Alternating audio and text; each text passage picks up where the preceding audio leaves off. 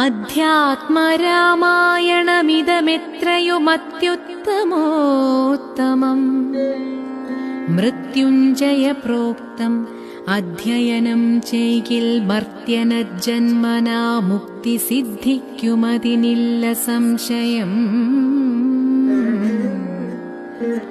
മൈത്രീകരം ധനധാ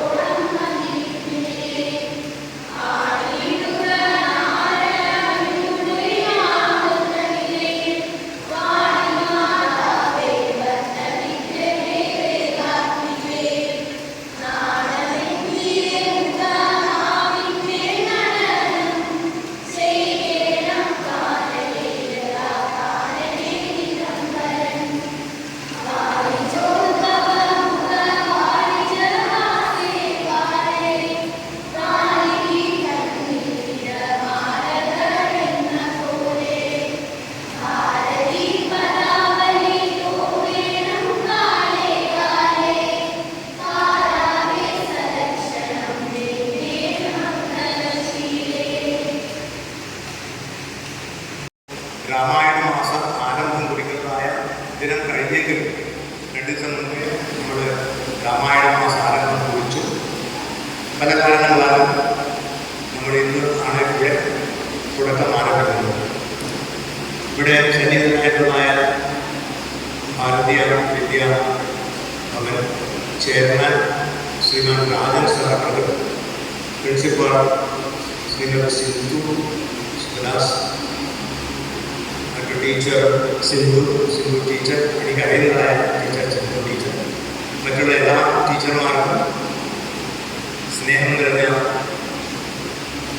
കുട്ടികളോടും ഇവിടെ സന്നിഹിതരായിട്ടുള്ള എല്ലാ വിദ്യാർത്ഥിനികളോടും മറ്റുള്ള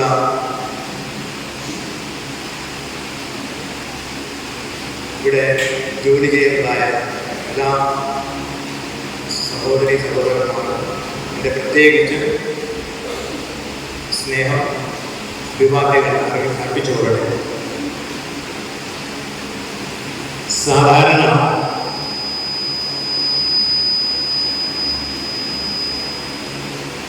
നമ്മളുടെ ഇങ്ങനെയുള്ള പരിപാടികളൊക്കെ ചില സ്കൂളിലൊക്കെ പോയാൽ വളരെ വിഷമമാണ്. കാരണം ഈ സംസ്കാരത്തെ പറ്റിയും ഭാരതീയ വിദ്യയെ പറ്റിയും എല്ലാവർക്കും അത്ര പരിചയമില്ലാത്ത ചില സ്കൂളുകളൊക്കെ ഉണ്ട്. അവിടെ പോയാൽ ആദ്യമേ അവർക്ക് പരിചയപ്പെടുത്തി കൊടുക്കാൻ നമ്മുടെ സംസ്കാരം ഉണ്ടാകും. പക്ഷെ ഇവിടെ നിന്ന് കുട്ടികൾ ഇവിടെ ഇരുന്ന് രാമായണം പാരായണം ചെയ്ത് കേട്ടപ്പോൾ തന്നെ വളരെ സന്തോഷമായ കാരണം നമ്മൾ സംസ്കാര കേന്ദ്രങ്ങൾ വളർത്തിയെടുത്ത് ഇവിടെ ഇരുന്നാണ് ടീച്ചർമാരും എല്ലാവരും അവരവരുടെ പ്രയത്നം ചെയ്തിട്ടുള്ളതായ ഒരു കുടുംബമാണ്. കുട്ടികളൊക്കെ ഇവിടെ വന്ന് രാമായണത്തിൻ്റെ ആദ്യത്തെ വരികളൊക്കെ വളരെ ഭംഗിയായിട്ട് ആരംഭിച്ച് കൊണ്ട് ഈ പരിപാടി തുടങ്ങുന്നത് അതെല്ലാം വളരെ ഒരു സുന്ദരമായിട്ടുള്ളതായ ഒരു സംഗതിയാണ്. വളരെ സന്തോഷമുണ്ട്. കാരണം എൻ്റെ ഒരു അനുഭവം ഒരു കോളേജിൽ പോയിട്ട് ബാംഗ്ലൂർ ഇവിടെ തന്നെയാണ്